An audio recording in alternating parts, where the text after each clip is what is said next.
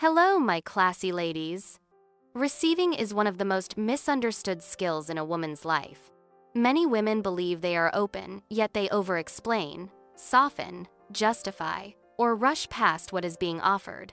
Not because they are ungrateful, but because they were taught that ease must be earned and support must be managed. When a woman knows how to receive, life meets her differently, help arrives more easily, relationships feel lighter, effort is shared instead of carried alone. These 5 habits are not about taking. They are about allowing. Let us begin with the first and the one that changes everything. Habit 1. Stop over-explaining and let help land. The first habit of receiving is learning to stop interfering with support when it shows up. Many women unintentionally block help by over-explaining. They justify why they need it. They soften the request. They add context. They minimize the inconvenience. They rush to show that they are still capable, still independent, still in control. But over-explaining does not make help easier to give. It makes it harder to receive. When someone offers support and a woman responds with excessive explanation, the message becomes unclear. The focus shifts away from the act of giving and back onto management. What was meant to be simple becomes effortful again. Receiving requires pause. It requires stillness. Letting help land means allowing someone to give without correcting the moment, without adding disclaimers, without rushing to prove worthiness. This does not mean becoming dependent. It means becoming receptive. When a woman says thank you instead of "Are you sure?" she communicates trust. When she accepts help without explanation, she signals self-respect. When she does not rush to repay or justify, she allows balance to form naturally. Support offered freely wants to be received freely. Not managed. Not minimized. Not redirected. A woman who can receive without over-explaining creates ease in her relationships. People feel useful rather than burdened. Generosity flows instead of stopping short. Letting help land is not weakness. It is maturity. And when a woman allows support to arrive without interference, life begins to feel lighter, not because she is doing less, but because she is finally allowing things to meet her halfway. Habit 2. Receive compliments without deflecting. The second habit of receiving is learning how to accept compliments without pushing them away. Not correcting them. Not minimizing them. Not turning them into jokes. Many women deflect compliments automatically. They say, "Oh, it was nothing," or "this old thing," or "I just got lucky." This habit often sounds polite, but energetically, it does the opposite of grace. It interrupts the moment of appreciation before it has a chance to land. A compliment is a gift, and gifts are meant to be received, not explained away. When a woman deflects a compliment, she is not being humble. She is signaling discomfort with being seen. She is rushing to reduce the weight of the moment so it feels safer. But safety does not come from shrinking. It comes from steadiness. Receiving a compliment well does not require confidence theater. It requires stillness. The most elegant response to a compliment is simple acknowledgement. A calm thank you. Nothing added. Nothing taken away. This pause is powerful. It allows the other person to complete the act of giving. It creates a clean exchange instead of a loop of correction. The moment ends naturally, without awkwardness or overcompensation. There's also something deeply regulating about allowing praise to exist without explanation. When a woman receives compliments with ease, her nervous system begins to associate visibility with safety. Being admired no longer feels like pressure. It feels like recognition. This habit changes how others experience you. People feel more comfortable offering appreciation. Interactions feel warmer and more balanced. Connection deepens because nothing is being rejected or redirected. Receiving compliments gracefully also reshapes self-trust. Over time, the words no longer feel foreign. They begin to align with how you see yourself. Not because you force belief, but because you stop interrupting affirmation. A woman who can receive compliments calmly is not arrogant. She is grounded. She allows goodness to land where it belongs. And in doing so, She makes life and relationships feel easier, cleaner, and far more generous. Habit 3. Ask clearly without apologizing.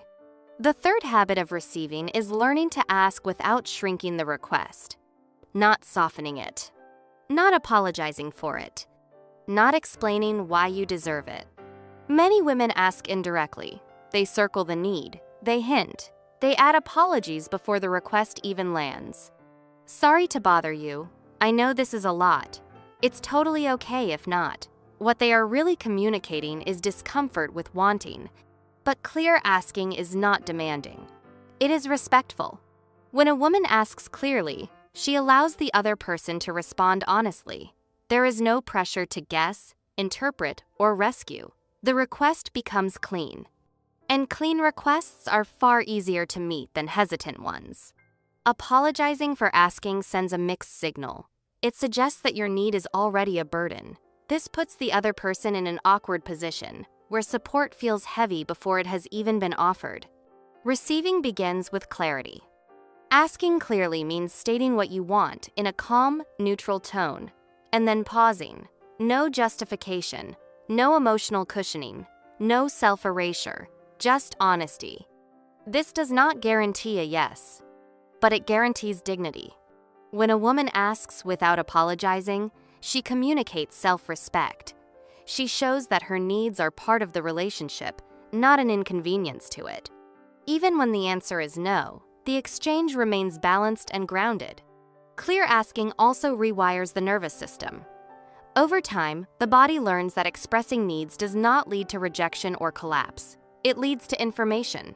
It leads to truth. And truth is easier to hold than uncertainty. A woman who asks clearly does not chase outcomes. She invites response. And that invitation, calm, direct, and unapologetic, is one of the most powerful forms of receiving there is. Habit 4. Let men lead where they want to lead. The fourth habit of receiving is allowing leadership to exist without correcting it, not managing it, not anticipating it, not quietly taking over. Many women have learned to stay one step ahead. They organize, plan, adjust, and carry momentum, often without realizing how little space they leave for someone else to step in. This is not control. It is conditioning, and it quietly blocks receiving. Letting men lead where they want to lead does not mean becoming passive. It means becoming available. When a man offers direction, initiative, or structure, receiving means allowing him to complete the gesture without interference, not improving it, not refining it, not adding instructions, simply letting it be his. Leadership needs space to land. When it is corrected or preempted, it withdraws. This habit often shows up in small moments, allowing him to choose the plan, letting him handle logistics he has offered to handle, resisting the urge to optimize the experience. Receiving leadership communicates trust. It says, I don't need to control the outcome to feel safe. This does not mean accepting behavior that feels misaligned. Boundaries still exist. Discernment still exists. But when leadership is offered with care, receiving it without micromanagement creates polarity and ease. Men who want to lead feel most grounded when their effort is welcomed rather than supervised. And women feel most supported when they allow structure to come toward them instead of generating it alone. Letting men lead where they want to lead is not about roles. It is about energy. It allows effort to move toward you. It allows life to meet you halfway. And when a woman stops managing what is being offered, receiving becomes natural, not because she is doing less, but because she is finally allowing space for support to arrive. Habit 5. Practice relaxed gratitude, not guilt. The final habit of receiving is learning to be grateful without becoming indebted, not rushing to repay, not overthanking, not carrying quiet guilt for what was given. Many women confuse gratitude with obligation. When something good arrives, they immediately feel the need to earn it, balance it, or justify it. The body tightens. The mind starts calculating. Ease disappears, even in the moment meant to feel supportive. This is not gratitude. This is pressure.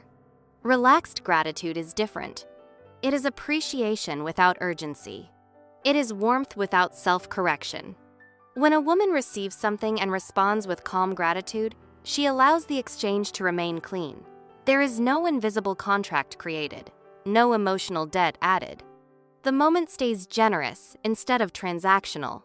Overgratitude often comes from fear. Fear of being seen as demanding. Fear of being too much. Fear of owing something later. But true gratitude does not rush. It settles. A simple, present thank you is enough. No follow-up explanation.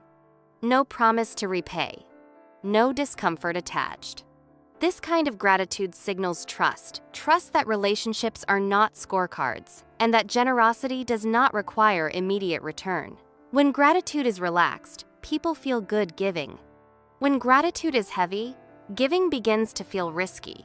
Practicing relaxed gratitude also changes how life feels internally. The nervous system learns that receiving does not create danger. Support no longer triggers hyper-responsibility. Pleasure no longer requires justification. This habit is especially powerful because it completes the receiving cycle. Help is offered. Help is accepted. Gratitude is expressed. And the moment closes peacefully. No lingering tension. No self-monitoring. No emotional cleanup required. A woman who practices relaxed gratitude allows abundance to move through her rather than stop at her. Things come and go without friction. Relationships breathe. Life feels lighter. Receiving, at its highest level, is not about taking more. It is about holding goodness without gripping it. And when a woman learns to receive with calm appreciation, without guilt, without pressure, without repayment anxiety, life begins to feel easier, not because she is lucky, but because she is finally letting it be. Receiving is not about becoming dependent. It is about becoming available. When you stop over-explaining, accept compliments with ease, ask clearly, allow leadership to meet you, and practice gratitude without guilt, something softens. Life no longer feels like something you have to manage, earn, or brace for. Support begins to arrive without friction. Connection feels lighter. Effort becomes shared. The art of receiving is not passive. It is deeply regulated. It requires trust in yourself, in others, and in the idea that ease does not need to be justified. When a woman learns how to receive, she stops blocking what is already trying to reach her. And that is when life begins to feel simpler, calmer, and surprisingly generous. Thank you for watching. And as always, stay classy.